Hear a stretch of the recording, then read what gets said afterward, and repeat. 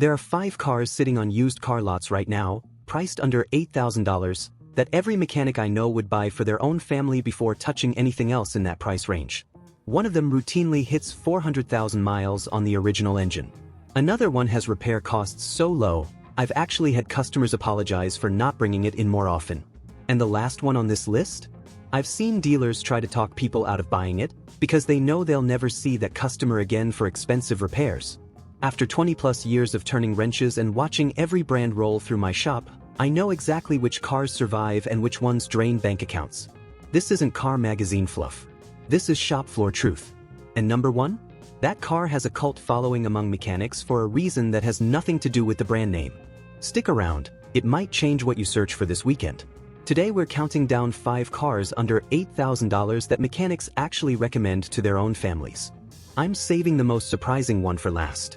And somewhere in this list, there's a car you've probably driven past 100 times without realizing it could be the smartest purchase you'll ever make.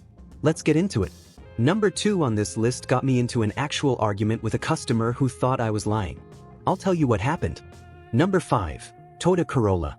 If I had to pick one car that defines boring but bulletproof, this is it. And I mean that as the highest compliment. The shop story: I had a 2011 Corolla come in last year, 318,000 miles on it. The customer wanted me to check it over before a cross-country move. You know what I found? It needed brake pads and a cabin air filter. That's it. 318,000 miles, and the engine had never been opened. The transmission? Original. The owner looked almost embarrassed, like he was wasting my time. I told him he'd insulted me by bringing in such a healthy car.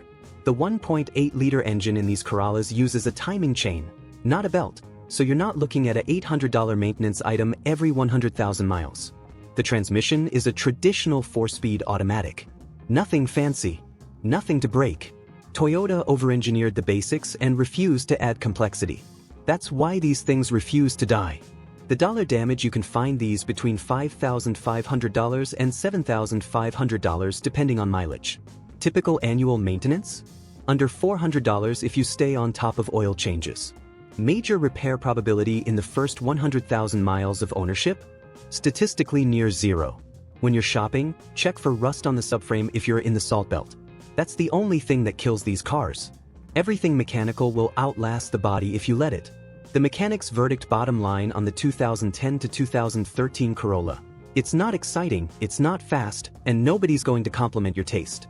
But it'll start every single morning for the next decade while you put that saved repair money towards something you actually care about. Who should buy? Anyone who wants transportation, not a personality statement. High-mileage commuters who need predictability. First-time buyers who can't afford surprise repairs. Who should skip? If you want any driving excitement whatsoever. If interior quality and features matter to you. If you're embarrassed by practical choices. That's the safe pick. Now let's talk about one that surprises people, because it proves that reliable doesn't have to mean Japanese. This next one might raise some eyebrows, but hear me out. There's a reason police departments ran these things 24/7 for years and then sold them with 150,000 miles still ready to work. The shop story: I've worked on Crown Vics with 400,000 miles that still drove like they had 80,000. Had a retired cop car come through last month, 491,000 on the odometer. Original transmission. The guy uses it as his work truck now. He spent $1,100 on repairs in the last 3 years. Combined. The 4.6-liter modular V8 in these cars is one of Ford's most proven engines. Simple, understressed, with parts available at every auto parts store in America for pocket change. The transmission is the 4R70W, also bulletproof when maintained. The body-on-frame construction means even if something major goes wrong, repairs are straightforward and cheap. The dollar damage: you can find clean examples between $4,000 and $7,500. Parts cost nothing. We're talking $15 oil filters, $30 brake pads. A full tune-up runs maybe $300. The only catch? You're getting about 18 miles per gallon. But at these purchase prices, you've got gas money built in. When shopping, check for the Police Interceptor badge. Those have upgraded cooling, suspension, and electrical systems. Taxi versions? Avoid. They were beaten harder. Ask for maintenance records. If it was a fleet vehicle with documented service, you're golden. The mechanic's verdict: the Crown Vic is proof that American cars can be reliable when they're built simple and strong. These things were designed to be serviced by police fleet mechanics at 3 a.m. Everything is accessible, everything is cheap, and everything lasts. Who should buy? Anyone who wants space, comfort, and V8 torque on a budget. Do-wires who want a car that's easy to work on. People who don't care about fuel economy or modern styling. Who should skip? If you need good gas mileage.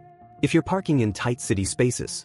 If you don't want to explain, "No, I'm not a cop," at every stoplight. Alright, that was the American surprise. Number 3? This is where mechanics start nodding with respect.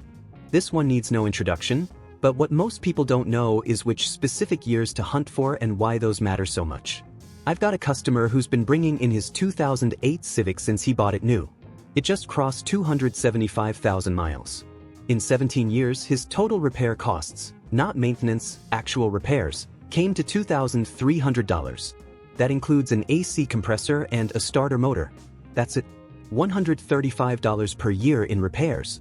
I told him he should donate it to science when he's done so they can study what makes it immortal. The 1.8-liter R18 engine in these Civics is Honda at their most reliable. Timing chain, not belt.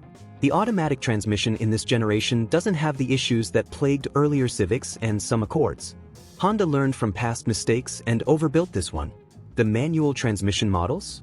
Even better. Those 5 speeds will outlast human civilization. The dollar damage clean examples run $5,000 to $7,800 in today's market. Annual maintenance costs average under $350. Major repair probability? Some models have minor power steering issues around 150,000 miles, $400 to $600 fix. But engine and transmission failures? Nearly unheard of. The actionable takeaway when shopping, avoid the 2006 model year if you can. Early production had some minor issues Honda fixed in 2007 and later. Check the paint for clear coat failure. Common in this generation but purely cosmetic. Everything mechanical should check out clean if it wasn't abused. The mechanic's verdict: the 2006 to 2011 Civic is what happens when Honda focuses on engineering instead of gimmicks. This is the generation I recommend to anyone who asks, what car should my kid buy for college? Who should buy? Daily commuters who want reliability without compromise. Parents buying a first car for their teenager. Anyone who wants Honda quality without Honda Accord prices. Who should skip? If you need backseat space or cargo room. If highway wind noise bothers you. If you want any kind of modern tech integration. Now, number 2.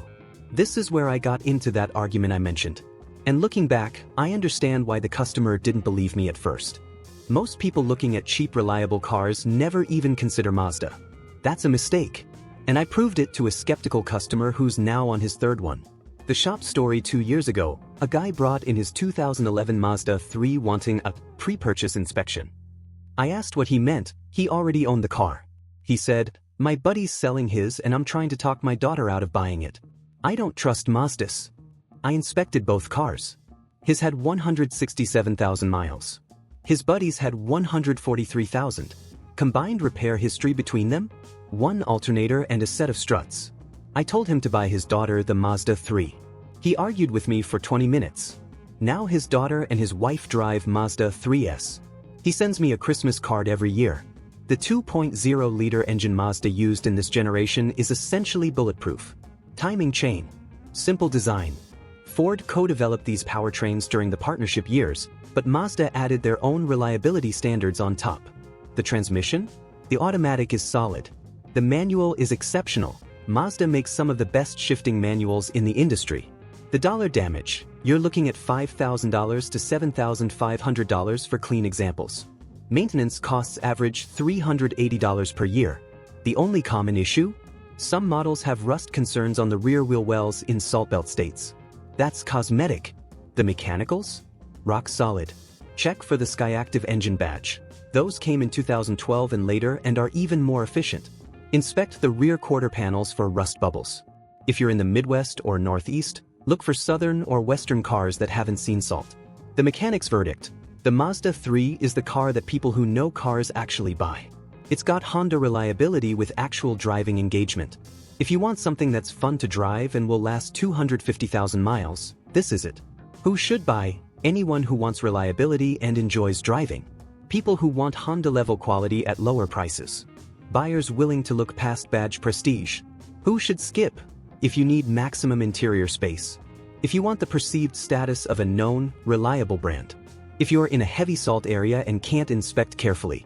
If this kind of straight talk is helping you out, that subscribe button lets me keep making these instead of going back to the dealership grind. More honest breakdowns are coming. Alright. Number 1. This is the car with the cult following. The one that Toyota tried to discontinue, until mechanics and buyers made so much noise they brought it back. You've seen 100 of these on the road this week. But you probably didn't realize what was driving past you. This is the car that made 300,000 miles seem normal. And at under $8,000, it might be the smartest automotive purchase in America right now. The shop story. I've been working on cars since before some of you were born. And if someone asks me, gun to my head, what's the most reliable car you've ever worked on? I tell them it's this generation Camry. I have a customer with a 2007 Camry LE that just hit 412,000 miles. Original engine. Original transmission. He's replaced the timing chain tensioner once. Water pump once. Normal wear items. That's a car that's been paid off for 13 years, still doing its job every single day. The 2.4-liter four-cylinder in these Camrys, the 2AZFE, is Toyota's workhorse. Timing chain. Over-engineered cooling system. It wants to run forever if you keep oil in it. Some earlier 2007 to 2009 models had oil consumption issues. Check for that when shopping, but even that problem doesn't kill the engine, it just means topping off between changes. The V6 option? Even more robust, though thirstier. The dollar damage clean four-cylinder examples. $5,500 to $8,000. V6 models slightly higher. Average annual maintenance, $375. These cars have resale value even with 200,000 miles because buyers know what they're getting. I've seen 15-year-old Camrys sell for $5,000 with 190,000 miles because the demand is that strong. The actionable takeaway when shopping: ask about oil consumption, have them drive it, check the level before and after. Look for service records. Avoid flood cars. There were some Camrys affected by Hurricane Sandy that made it back into circulation. Get a Carfax and check the history location. The mechanic's verdict: the 2007 to 2011 Camry is what happens when Toyota builds a car to last 500,000 miles and charges you mid-size sedan prices for it. This is the car that other manufacturers use as their reliability benchmark. At under $8,000? You're not buying a car. You're buying a decade of stress-free transportation. Who should buy? Anyone who wants the statistical safest bet in automotive reliability. High-mileage commuters who can't afford downtime. Practical buyers who don't need to impress anyone. Who should skip? If you want any driving excitement whatsoever, if interior styling and features matter. If boring is a deal breaker. So those are 5 cars under $8,000 that mechanics actually recommend. Not because we're sponsored, not because we're paid, but because we see what survives and what doesn't. You now know something that most car buyers walking onto a lot this weekend don't. The reliable badge means nothing. The repair history means everything. And these 5 cars have earned their reputation one oil change at a time. Now, if you want to see the other side of this list, the cheap cars that'll bankrupt you in repairs, I made a whole video on the ones mechanics swear by and never let die. It's right here. That's 20 years of shop experience talking. Like if it helped, subscribe for more car advice. I'll keep giving you truth dealerships won't. Drive safe, take care of your car, and it'll take care of you. Take it or leave it. I'll see you in the next one.